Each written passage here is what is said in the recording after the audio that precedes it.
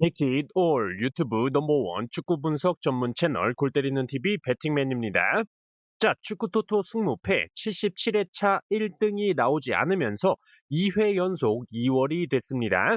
현재 2월 금액만 약 13억으로 아마 이번 축구 토토 승무패 78회차의 경우 1등 당첨 금액 약 20억 정도가 될 것으로 예상이 되는데 주중 챔피언스 리그 경기들로 78회차 구성이 되어 있고 국내 배당은 7번 경기까지밖에 확인을 하지 못하고 화요일 밤 11시까지 구매를 해야 되는 상황이기 때문에 굉장히 빡세긴 하지만 그래도 최대한 간단하게라도 골 때리는 TV 가족분들께 최종 픽 선택하실 때 도움이 되실 수 있도록 영상 준비해 왔으니까 편하게 쭉 들어주시면 감사하겠습니다.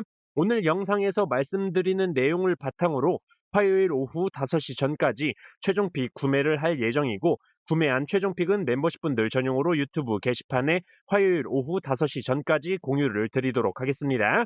저희 골 때리는 TV 멤버십은 한 달에 4,990원 담배 한 값도 안 되는 금액으로 멤버십 가입하실 수 있으니까 가입하셔서 편하게 모든 정보 확인하시면서 축구토토 승무패 즐기시면 좋을 것 같습니다.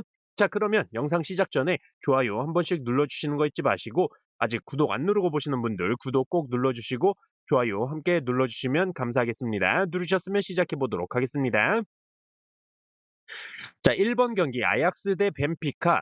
자, 클럽 랭킹 38위 네덜란드의 아약스와 클럽 랭킹 14위의 포르투갈 벤피카의 경기로 랭킹부터 벤피카가 한 수 위에 있고 최근 아약스의 상황이 좋지가 못하죠. 헤이팅가 감독이 성적 부진으로 잘리면서 현재 프레드 그림 임시 감독 체제로 가고 있는데 임시 감독 체제에서도 리그 2패를 기록 중입니다. 테나흐 감독이 선임된다라는 찌라시가 뭐 돌고 있긴 한데 어쨌든 아약스가 예전만큼의 경기력을 보여주지 못하고 있는 게 사실이기 때문에 이 경기는 아약스의 승리는 없다라고 판단을 하고 있습니다. 다만 벤피카의 승리로만 선택을 하기에는 벤피카 역시 챔피언스리그에서 뭔가 보여준 게 없기 때문에 저는 아약스의 무패 투픽으로 선택을 해보도록 하겠습니다. 자, 2번 경기 갈라타사라이 대 위니옹 SG. 자, 클럽 랭킹 46위 튀르키예의 갈라타사라이와 클럽 랭킹 47위 벨기에의 위니옹 SG의 경기로 랭킹은 비슷하지만 저는 홈팀 갈라타사라이의 승리를 생각하고 있습니다.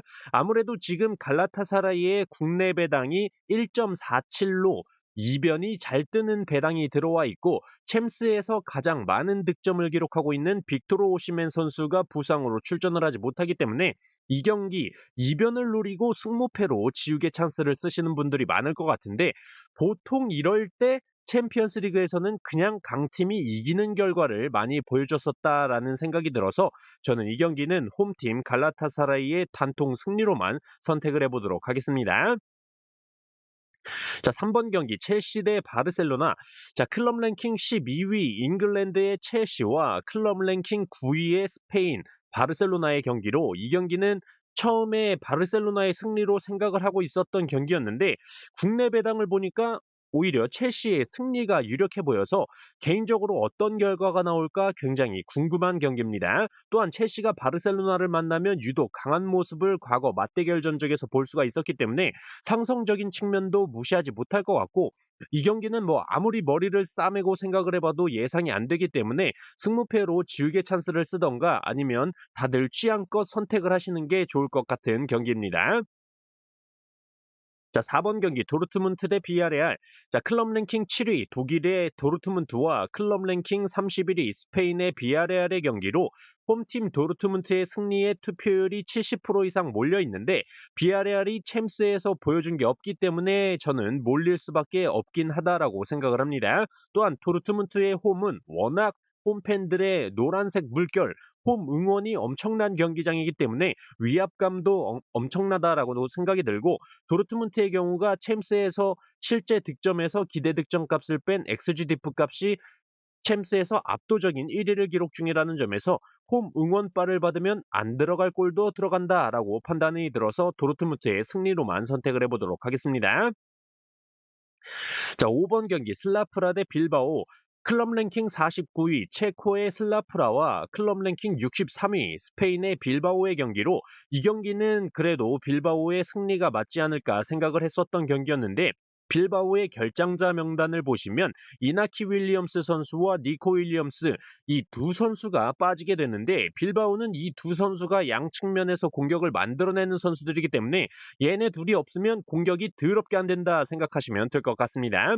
저는 그래서 이 경기는 원정 빌바오의 윌리엄스 형제까지 없다라고 한다면 득점이 안 나오는 경기가 되지 않을까 판단이 들고 슬라프라의 경우는 점유율을 쥐고 경기를 할 텐데 빌바오의 경우가 기본적으로 점유율을 낮게 가져가면서 역습 치는 걸 좋아하기 때문에 수비 쪽에 기본적으로 무게가 많이 실릴 것 같아서 슬라프라의 공격 역시 먹혀 들어갈 것 같지는 않다라는 생각에 저는 무승부로 선택을 해보도록 하겠습니다. 자, 6번 경기 보데글림 대 유벤투스.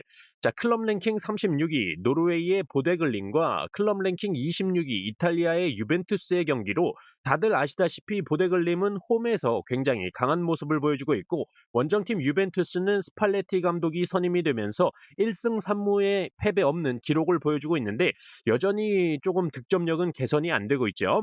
저는 그렇기 때문에 보데글림의 강한 홈발과 인조 잔디 이슈로 인한 유벤투스 선수들의 잔디 적응을 생각해 볼 때 이변이 충분히 나올 수 있는 경기다라고 생각을 하지만 유벤투스의 경우 챔피언스 리그에서 크로스 횟수가 공동 4위를 기록하고 있는데 보데글림의 경우가 크로스 허용 횟수가 3위를 기록 중으로 크로스를 많이 허용하는 팀이라는 점에서 블라우비치, 캐프렌 띠랑 같은 190cm가 넘는 선수들의 대갈박 방어에 어려움을 겪을 것이다 판단을 했습니다. 저는 그래서 이 경기는 보데글림의 단통 패배로만 선택을 해볼 생각입니다. 자, 7번 경기 마르세유 대 뉴캐슬. 클럽 랭킹 43위 프랑스의 마르세유와 클럽 랭킹 83위 잉글랜드의 뉴캐슬의 경기로 클럽 랭킹에서는 마르세유가 앞서고 있지만 맨시티를 때려잡은 뉴캐슬이기 때문에 방심할 수가 없죠. 다만 뉴캐슬의 경우가 이번 시즌 리그에서도 원정에서는 아직 1승도 없을 정도로 원정 쓰레기의 모습을 보여주고 있고 맨시티와의 경기에서 멀티골을 때려박은 하라비 반스 하비 반스 선수가 원래 그렇게 골을 잘 넣는 선수가 아닌데 그날만 좀 컨디션이 발딱 섰었다라는 점에서 언제까지 발딱 서 있을지 감이 안 잡힌다라는 말씀 드리고 싶고 마르세유 같은 경우는 데이트 폭력 및 성폭행 혐의로 맨유에서 쫓겨난 그린우드 선수가 마르세유에서 득점력이 폭발을 하고 있고 아스날 출신 오바메양 선수도 활약을 하고 있죠. 승무패 감이 잘 안 잡히는 경기인데 배당적인 측면으로 볼 때는 홈팀 마르세유의 승리로 보여서 일단은 마르세유의 승리 쪽에 좀 무게를 더 두고 넘어가 보도록 하겠습니다. 자, 8번 경기 코펜하겐 대 카이라트. 클럽 랭킹 45위 덴마크의 코펜하겐과 클럽 랭킹 150위 카자흐스탄의 카이라트의 경기로 기본적으로 랭킹 차이도 100단계가 넘게 차이 나는 홈팀 코펜하겐의 승리를 선택하는 게 맞다라고 보이지만 무승부의 이변 정도는 한번 고민을 해봐야 될 것으로 보여집니다. 클럽 랭킹 3위의 인테르를 상대로도 원정에서 2대1로 아쉽게 패배를 했던 카이라트이기 때문에 코펜하겐의 승리에 이 정도로 투표율이 몰릴 정도의 경기력 차이가 있을 것 같지는 않다라는 생각이 들었습니다. 기록도 대체적으로 비슷하고 경기 스타일도 비슷하기 때문에 승무 투픽에서 고민을 해봐야 되는 경기다라고 말씀을 드리고 싶네요. 자, 9번 경기 파리 생제르맹 대 토트넘. 클럽 랭킹 6위 프랑스의 파리 생제르맹과 클럽 랭킹 23위 잉글랜드의 토트넘의 경기로 최근 경기들을 보면 이 경기는 무조건 파리 생제르맹의 승리를 선택할 수밖에 없다라고 생각을 합니다.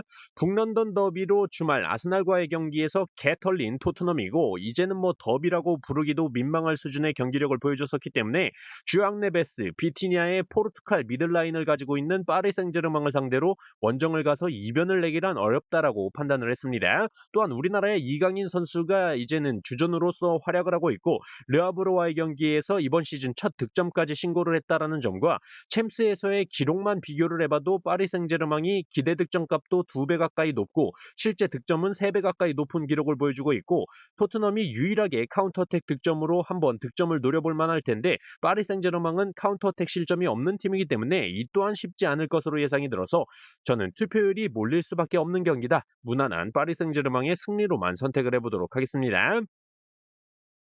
자, 10번 경기 아스날 대 바이에른 뮌헨. 클럽 랭킹 10위 잉글랜드의 아스날과 클럽 랭킹 2위 독일의 바이에른 뮌헨의 경기로 솔직히 이 경기는 보는 재미가 있을 경기다. 그 말인즉슨 피 튀기는 경기가 될 것이다. 챔피언스리그 1위와 2위의 경기이기 때문에 이 경기는 응원하고 싶은 팀을 선택해서 승무패를 선택하던가 그냥 승무패로 지우개 찬스를 쓰는 게 낫다라고 판단을 했습니다.